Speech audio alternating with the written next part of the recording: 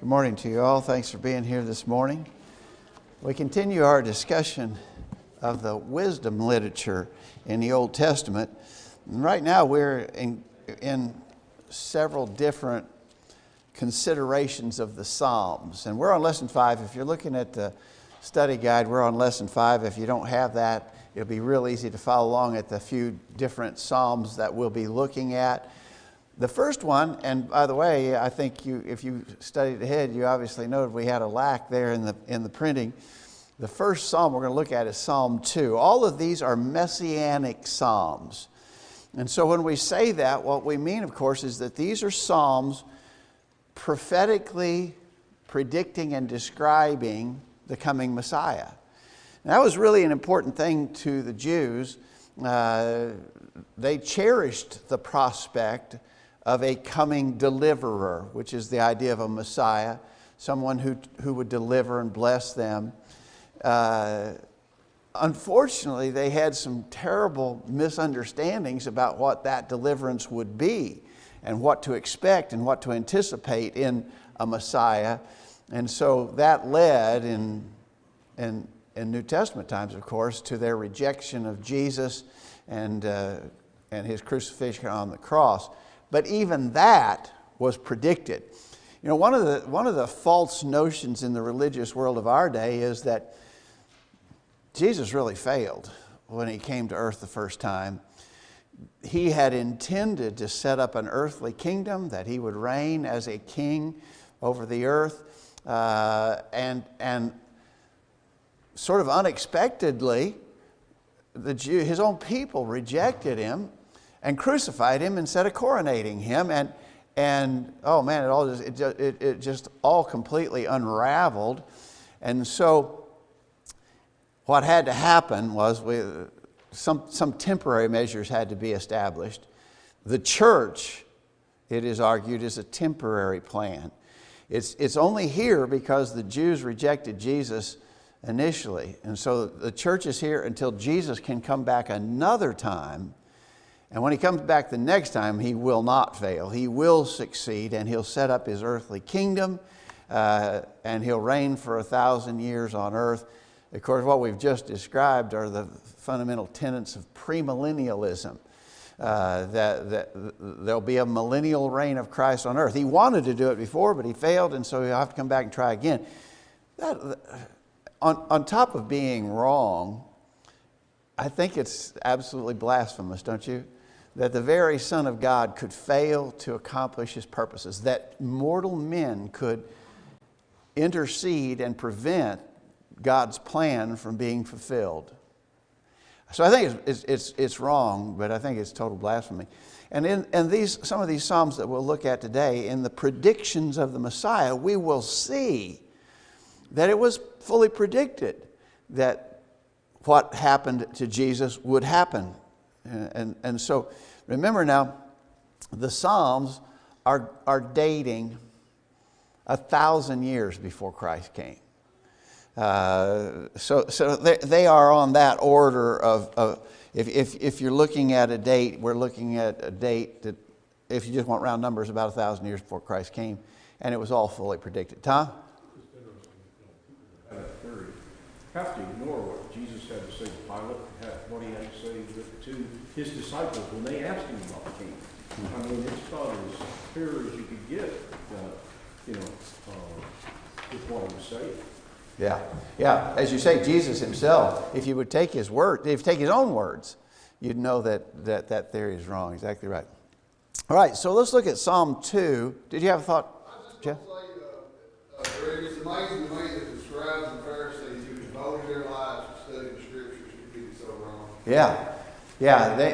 And there's probably a pretty good lesson in that. We need to be careful not to get tunnel vision on what we want to believe and fail to really consider the truth of the Scriptures. And I think that happens a lot of times to people. I know what I want to believe, so I go to the Scriptures to prove what I want to believe, instead of letting the Scriptures establish what I believe.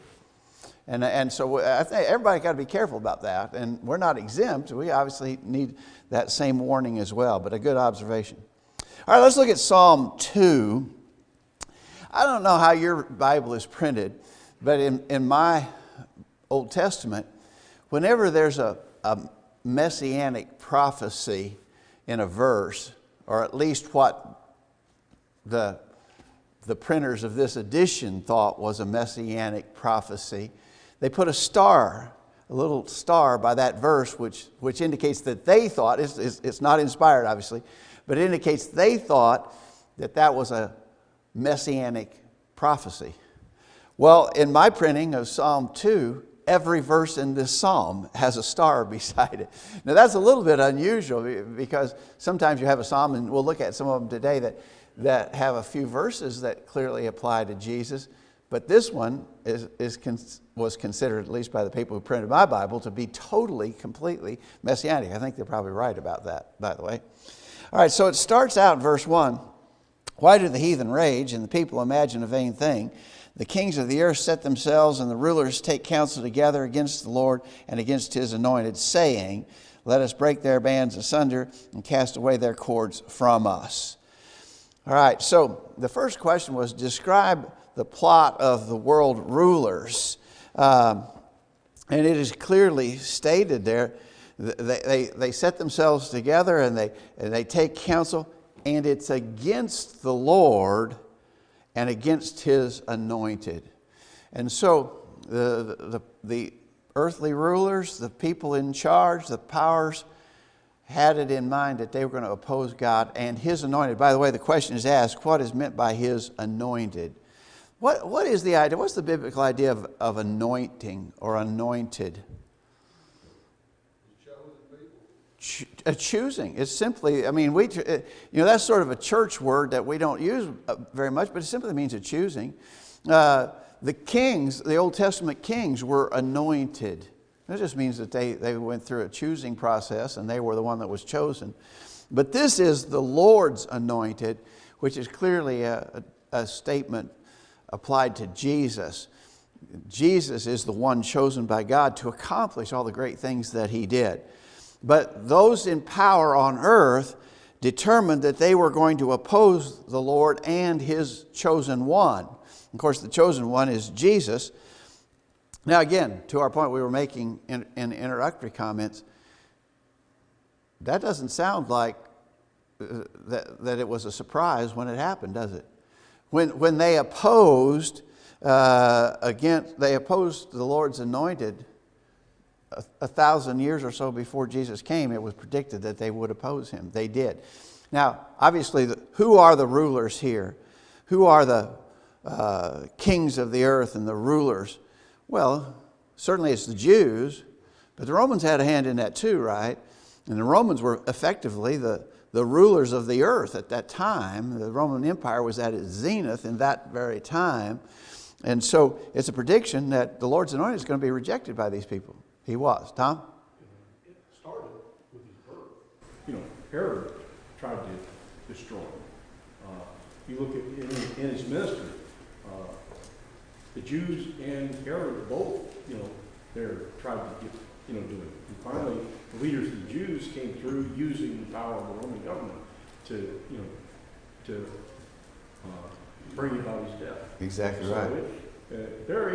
It basically covers his whole life when you look at it. That's exactly right. That's exactly right. Question 3 says, what New Testament application is made of verses 1 through 3?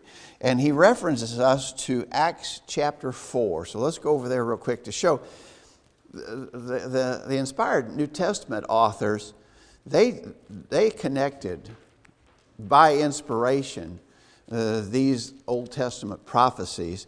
In Acts chapter 4, verse 23, now remember in Acts chapter 4, the new church is being persecuted.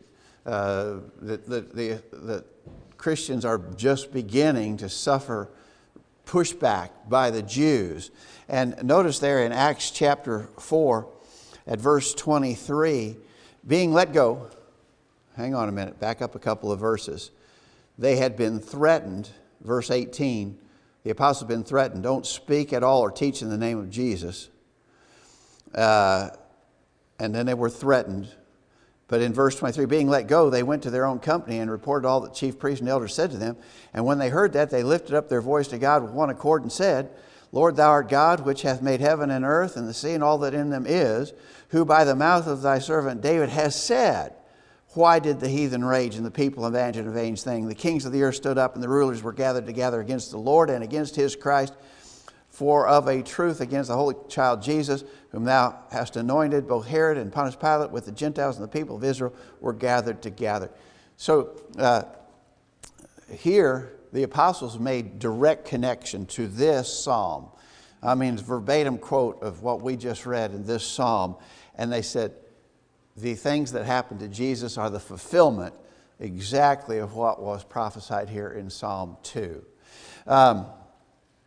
So how did the Lord react? How was the Lord going to react to that resistance? So the rulers of the earth would oppose the Lord's anointed. How would God react to that? Keep reading there, Psalm 2, verse 4. He that sitteth in the heavens shall laugh. The Lord shall have them in derision. Then shall he speak unto them in his wrath and vex them in his sore displeasure. All right. Can you oppose God and succeed in doing it? No, it's not possible. It's just simply not possible. So who were the people who resisted the Lord's anointed? Well, as we were just saying, the Jews primarily and the Romans also. What happened to the Jews? Their whole system was annihilated in 70 AD, right? When the Romans attacked Jerusalem and destroyed it, they effectively ended permanently the possibility that the Jewish system could ever be resurrected. It's not even possible. Now there's still Jews on earth today, but they are not organized as they were under the Old Testament system. They can't be. What happened to the Romans? Well, that empire fell too, right? That got destroyed. So the people who thought they were powerful enough to resist God and resist Christ, they're gone.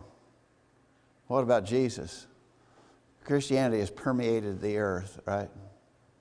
And so, again, the prophecy here comes exactly true. Question 5, he asks, what was the Lord's decree and what is the New Testament fulfillment? Keep reading there in Psalm 2, verse 6. Yea, I have set my king upon my holy hill Zion. I will declare the decree. The Lord said unto me, Thou art my son, this day have I begotten thee. Ask of me, and I shall give the heathen for thine inheritance, and the uttermost parts of the earth for thy possession. Thou shalt break them with a rod of iron, thou shalt dash them in pieces like a potter's vessel. And so the Lord's decree is the ultimate success of his chosen one, that his chosen one would accomplish his purposes. And again, I think it's really so important when you're studying these kind of statements to see that the New Testament writers, by inspiration, referred to these prophecies. Look at Luke chapter 3, verse 22. Luke chapter 3, verse 22. The Holy Ghost descended in bodily shape like a dove upon him, and a voice said from heaven, Thou art my beloved Son, in whom I am well pleased. Well, that sort of sounds like what the decree was going to be. The Lord that said, Thou art my Son. This day have I begotten thee. It sort of sounds like that, doesn't it? Look at Acts chapter 13. In Acts chapter 13, verse 32,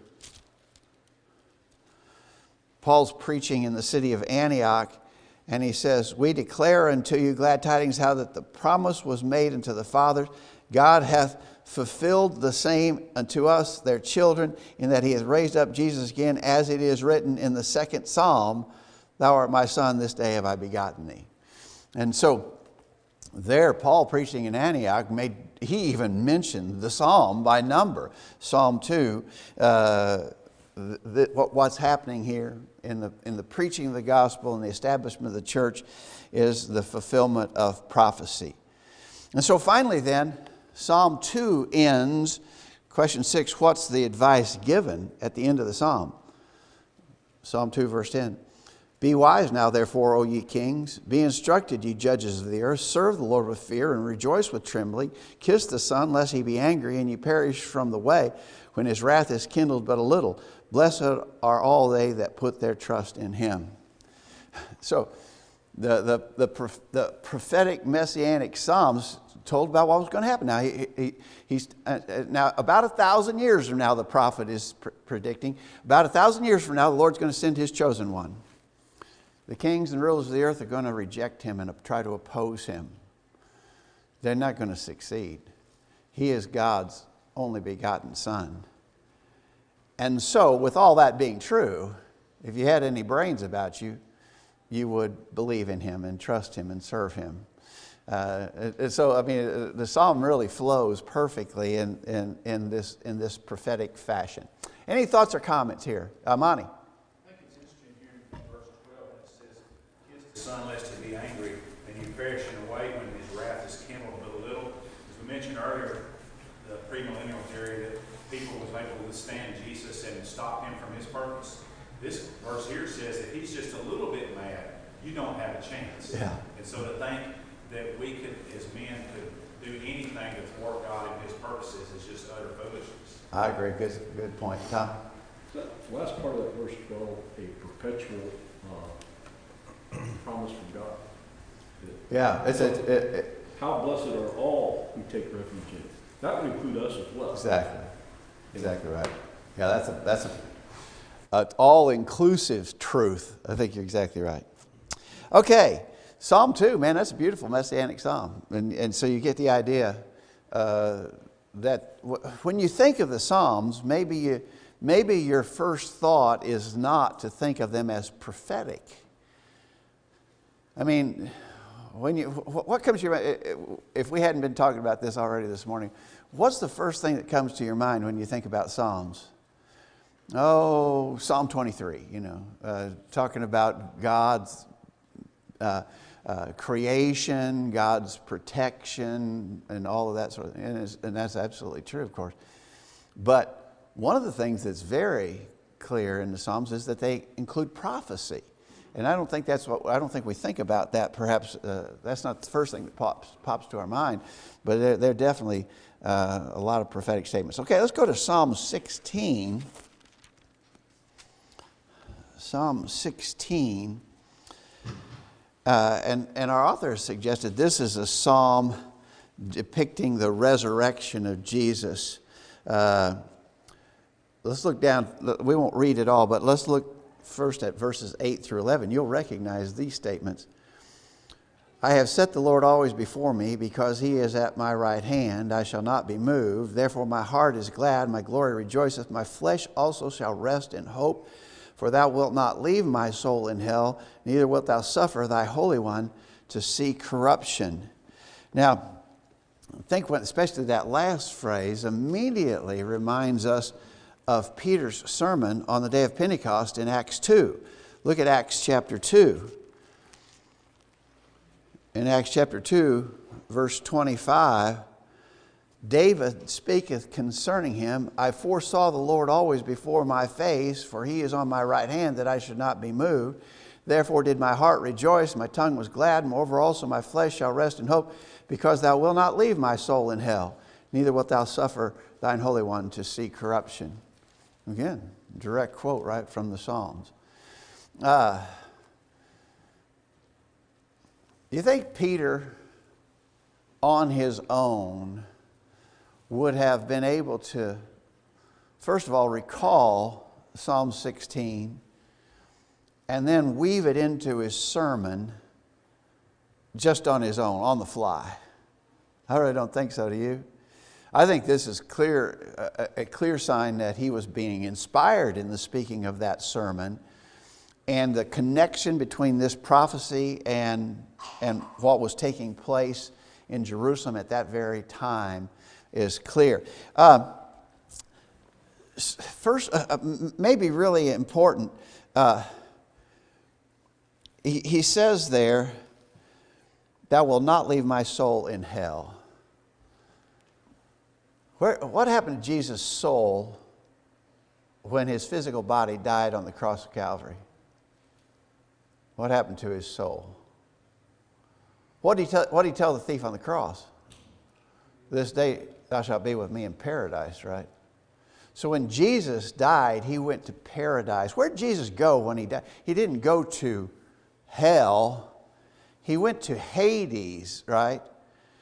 This is a bad King James translation here when it uses the word hell. It should say Hades. Hades is that, we often describe it, Hades is that realm of departed spirits. When you die, your soul will go to Hades. Everybody's does. In Hades, there's two parts, right? We get the perfect picture of that when Jesus told the story of the rich man and Lazarus in Luke 16. When you die, your spirit will go to Hades. It'll either go to a place of comfort and rest, Abraham's bosom, paradise, or it'll go to a place of torment and torture. The rich man was begging for a drip of water on his tongue, right? Your soul is going to go to Hades. Jesus' soul went to Hades. He said so. He told the thief, this day thou shalt be with me in paradise. So this should not be translated hell. This should be translated Hades. I think the Old Testament word here is Sheol, which is literally translated the pit, but it is a reference to Hades. So his soul was not going to be left in Hades, and his flesh would not see corruption. Well, he's going to be resurrected, right? His body didn't rot and decay and go back to the elements of the earth like everybody else's does. His flesh did not see corruption. He was resurrected. And so this is a clear prophecy about the resurrection of Jesus. Again, made a long, long time before it ever happened, but it was predicted. But again, if you're predicting a resurrection, then it seems that you would also be anticipating his death. So he was going to die, be buried, and be resurrected. Now, the author asked an interesting question. Could David have been talking about himself when he said this? Some prophecies have what we call a dual fulfillment. They may have an immediate fulfillment and then a later one. Well, look at verse 5, for instance. The Lord is the portion of mine inheritance and of my cup. Thou maintainest my lot. The lines are fallen unto me in pleasant places. Yea, I have a goodly heritage. I will bless the Lord who hath given me counsel. My reins also instruct me in the night seasons. I think David's talking about himself there. That when he says the Lord has blessed me, good things have happened to me. Well, certainly that was true of David, absolutely true of David. But was it true of David what went on there in those more familiar verses? His soul was not left in Hades, his flesh did not see corruption. Well, if you look at Acts chapter 2, look at verse 29. Peter has just quoted that from Psalm 16. And then he said, verse 29, men and brethren, let me freely speak to you of the patriarch David, that he is both dead and buried, and his sepulchre is with us unto this day. David wasn't talking about himself when he said, my soul will not be left in Hades and my flesh will not see corruption. He couldn't have been talking about himself. I mean, we know where his tomb is, Peter said. He's dead, he's buried, his sepulchre is with us to this day. But verse 30, therefore being a prophet and knowing that God has sworn with an oath to him that of the fruit of his loins according to the flesh he would raise up Christ to sit on his throne, he seeing this before spake of the resurrection of Christ, that his soul was not left in hell, neither his flesh did see corruption. There you go. Peter links that exactly, doesn't he? David wasn't talking about himself in that part of that psalm. He was talking about Jesus specifically. Any thoughts or comments here? All right. Again, I think it's a really significant and important bit of prophecy that we have there in Psalm 16. All right. Let's go to Psalm 22.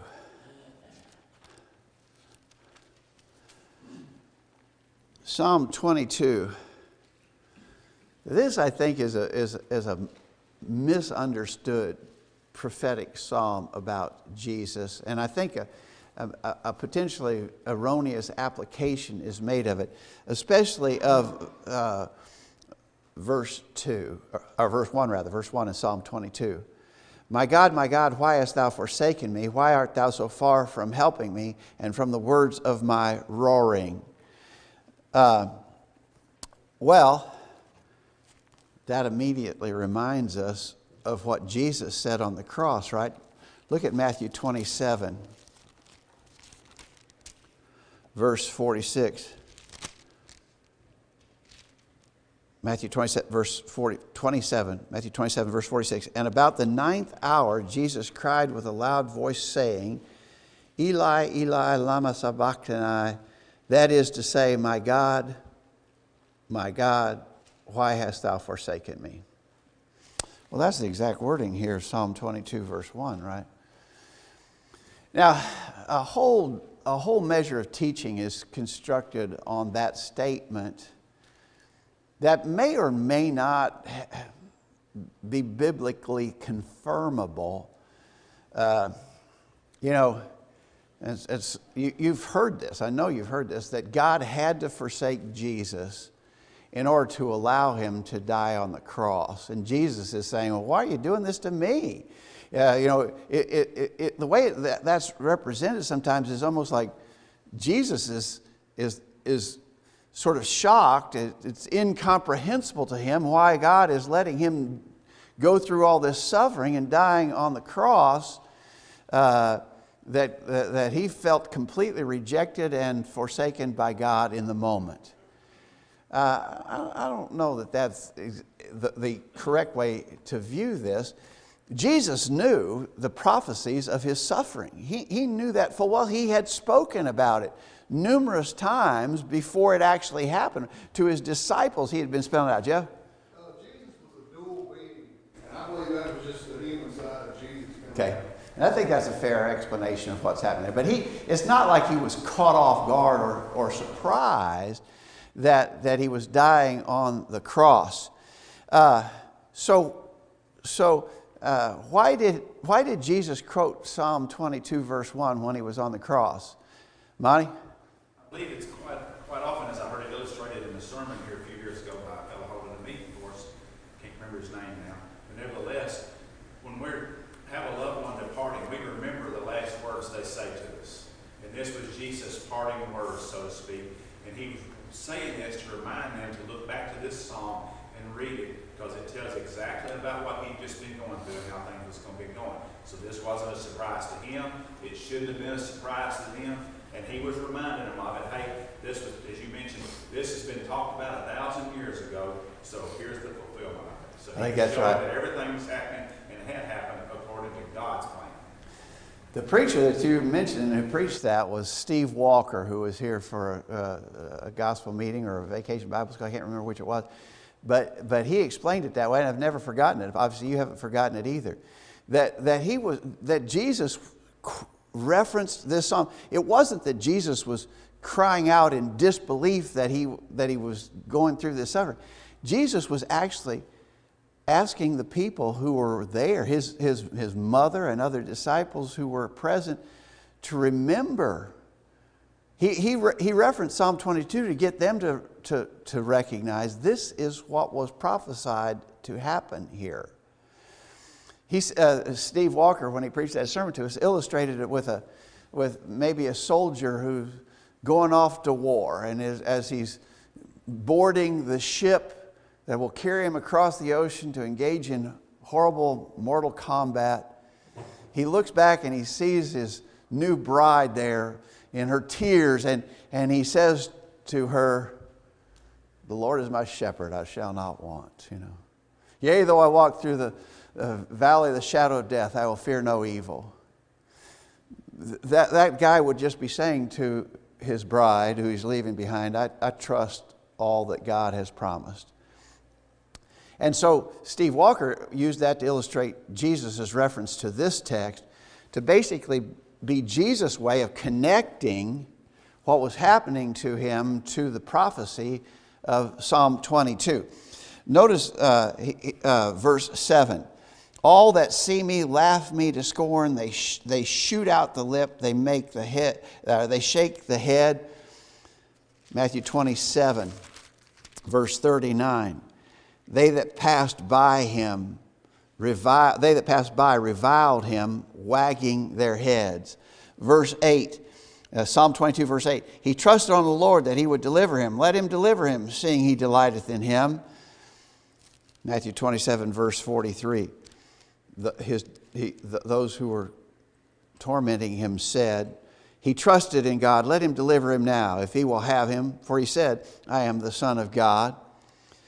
Verse 16, Psalm 22, verse 16.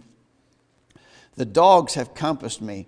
The assembly of the wicked have enclosed me. They pierced my hands and feet. Matthew 27, verse 35. They that crucified him and parted his garments, casting lots, that it might be fulfilled which was spoken by the prophet. They parted my garments among them and cast, and for my vesture they did cast lots. And he mentions John 20, verse 25. John 20, verse 25.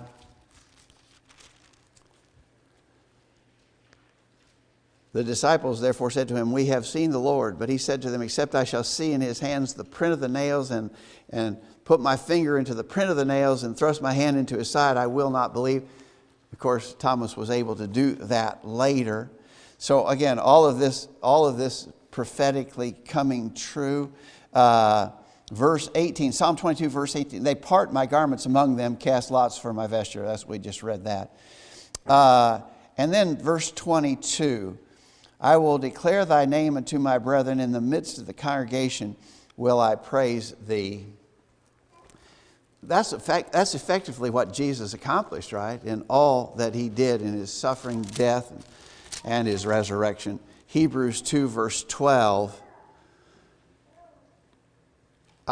He said, I will declare thy name among my brethren. In the midst of the church will I sing praise unto thee.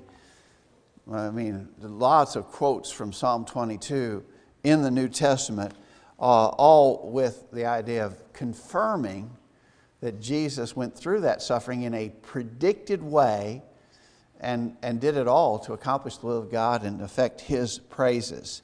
So our author asks, in your own words, what's the predominant theme of this psalm? There's sort of two parts to it. Anybody want to tackle that? How would you picture this psalm? How would you summarize it? Monty? I'd say it's a prophecy concerning Jesus and his death and even his resurrection and coming into his kingdom.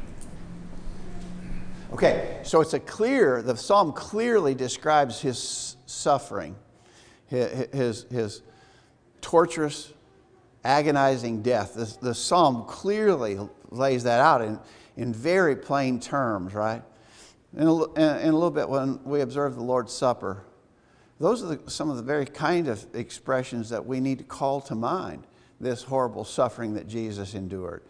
So it's definitely, the suffering is there, but also the psalm describes sort of God's deliverance. He would deliver Jesus ultimately in the end from all that he would endure. 1 Peter chapter 1, verse 11.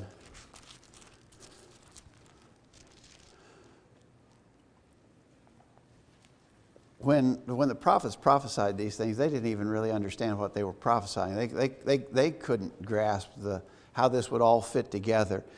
1 Peter 1, verse 11, speaking of the prophets, well, verse 10. 1 Peter 1, verse 10, of which salvation the prophets have inquired and searched diligently, who prophesied of the grace that should come unto you, searching what manner of time the Spirit of Christ which was in them did signify, when it testified beforehand the sufferings of Christ and the glory that should follow. Well, Peter's got it, right? That's what this prophecy is. He was prophesying the sufferings of Christ and the glory that would follow. But Peter kind of gives an interesting insight there. The prophets, even themselves, didn't really understand what they were prophesying. They couldn't see how this would all fit together.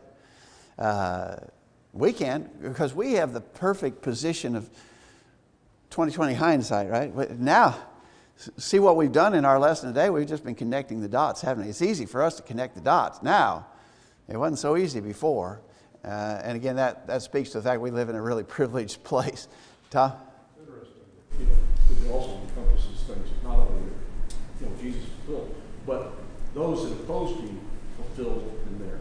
Here he's on the cross, and what the chief priests do, they ranted and raved against him, and they even mentioned what's mentioned here in the first part of the chapter is that well, if you be the Son of God, come down off the cross. Here were their opposing people, those Jewish leaders.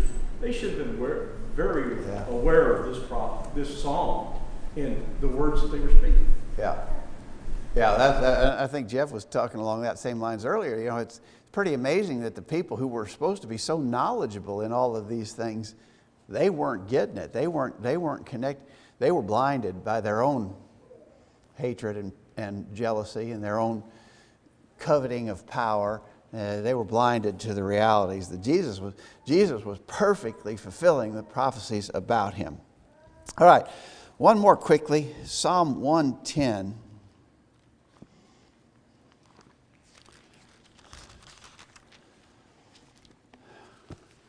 Psalm 110, verse 1, the Lord said unto my Lord, sit thou at my right hand until I make thine enemies thy footstool. That was also quoted by Peter on the day of Pentecost. Look at Acts 2. It's kind of interesting. When you look at the sermon that Peter preached on the day of Pentecost, recorded in Acts 2, there's over an abundance of reference to the prophetic psalms about Jesus. Acts 2, verse 33. Therefore, being by the right hand of God exalted, and having received of the Father the promise of the Holy Ghost, he has shed forth this which ye now see and hear. For David is not ascended to the heavens, but he saith himself, the Lord said to my Lord, sit thou at my right hand till I make thine enemies thy footstool. Therefore let all the house of Israel know assuredly that God hath made that same Jesus whom ye have crucified, both Lord and Christ. Again, a reference to the prophetic psalm to conclude Jesus is the one. Tom? Also, Peter actually saw Jesus ascend into the heavens and take his position. There wasn't anybody before that saw that happen, but Peter saw that. Okay. And the other apostles saw it happen. Yeah. So we didn't see it happen with David. David wasn't talking about himself. Yeah, exactly right. One more verse here before we move quickly to something else. In Psalm 110, verse 4, the Lord has sworn and will not repent. Thou art a priest forever after the order of Melchizedek. Well, I think when we read that, we're immediately reminded of the comparison in Hebrews chapter 5. In Hebrew, the Hebrew writer goes into some length developing the fact that Jesus is a priest. He is our high priest. He's not a priest after the Levitical order. He's not a descendant of Aaron. He's not of the tribe of Levi. He is of the tribe of Judah. He's the Lion of the tribe of Judah, right? He's from the tribe of Judah. But he's a priest. How can he be a priest if he's not a Levi? Because he's from a completely different sort of priesthood, a new priesthood. He is the priesthood of Melchizedek. And the Hebrew writer references that. Hebrews 5, verse 5, Christ glorified not himself to be made an high priest, but he that said unto him, thou art my son, today have I begotten thee, said also in another place, thou art a priest forever after the order of Melchizedek. And so Jesus is priest and king. That was never seen before. Under the Old Testament, there were the kings and there were the priests. There were two entirely separate classes, and there never was a king who was a priest. There was a king who thought he could do that. Remember King Uzziah, who went into the temple to burn incense, and he immediately became a leper. God cast leprosy upon him as a sign. And even the priest said, it pertaineth not unto thee, O King Uzziah, to do these priestly duties. Kings and priests are separate. But under our system, our king is also our high priest, fully prophesied here in the Psalms. Tom? And understand that, you have to go back and look. Where was the first mention of Melchizedek? Back under Abraham. you know. That's where the That's where we literal. start into Genesis. We reference this psalm. Yeah. And then we also reference over in the Hebrew letter. And, you know, we as Christians need to be able to connect those dots from this verse to this verse to this verse to see how everything harmonizes together. Yeah. Many times, a lot of people go through and take things out of context that maybe is in the Old Testament, and they want to try to make it apply to a something today. When Jesus himself said all those things have been fulfilled, and you know, it just doesn't hold that connecting the dots situation. And we've got to be wise enough to do that. I think you're right. Real quickly, we just got a couple minutes, but I've been promising to try to do this. We're studying the Psalms. Now, this complete change of topic. So those Messianic Psalms are wonderful, obviously. But I've been asking you, how do you explain what are called the imprecatory Psalms?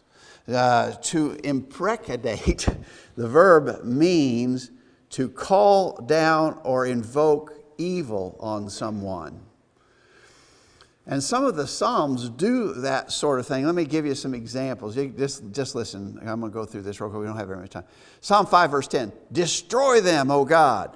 Let them fall by their own counsels. Cast them out in the multitude of their transgressions, for they have rebelled against thee. Psalm 18, verse 40. Thou hast also given me the necks of mine enemies, that I might destroy them that hate me. Then did I beat them small as the dust before the wind. I cast them out as the dirt in the streets. Now, there's a whole bunch of these. They're pretty graphic. Psalm 55, verse 15. Let death seize upon them, and let them go down quick into hell, for wickedness is their dwellings among them. How do we explain that? Anybody want to offer a suggestion to start with, Monty? Those things that he was calling for there, basically he's asking for God to perform his justice on them, actually to fulfill his promises. Because from the time of the beginning, when they gave the law of Moses, God said that the people that treated the Jews poorly, that he would punish them for it. And so this is describing people that has mistreated the Jewish people, done things against them, and they're just asking for God to relieve them of the torment that they've been in, and to keep his word as he said he would, and punish the people the way he said he would do it. I think you're exactly right. I think that's a good way to view these. Critics want to use those statements in the Psalms to say, well, that's not from God. Obviously, these are not inspired statements. Albert Barnes, the commentator Albert Barnes, offers these explanations. First, some of the Psalms are prophetic, describing what God would do to the wicked. Some of the Psalms may be the experience, some of the Psalms may be the expressions of feelings that the armies of God would punish those who were wicked. Some explanation is potentially offered that it was hyperbole, sort of exaggeration for emphasis. Another explanation is offered is that sometimes in Jewish literature, the expressions used seem more harsh than in our genteel times. You know, we got to be politically correct how we express everything. In Jewish times, they understood harsh expressions without maybe taking them in the same way that we would. For instance, in John chapter 2, verse 4, when Mary, the mother of Jesus, asked Jesus, basically, would you fix the problem? They've run out of wine at the wedding feast. He said, woman, what have I to do with thee? Well, we would take that as disrespectful to his mother. How could a boy talk that way to his mother? It wasn't that way at all. There wasn't anything wrong with the way that Jesus expressed that.